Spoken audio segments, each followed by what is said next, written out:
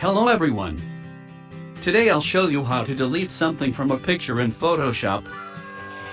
To begin with, open your picture. Then select your selection tool. I use the square one because it fits the best. If your object is round, then choose the round selection tool by right-clicking on the square one. Select what you want to delete. Then press the delete key on your keyboard. A box opens. In the drop-down menu, choose Content Aware, then press OK. Sometimes you need to use the clone stamp to make it perfect.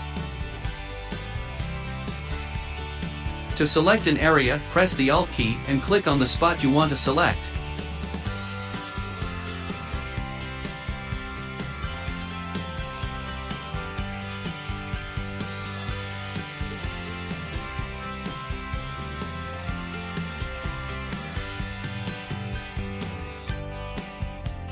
If your object is small, you can use the spot healing brush.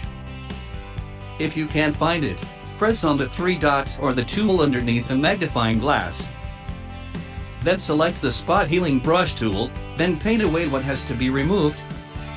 If you see residual marks, use the clone stamp tool to remove them.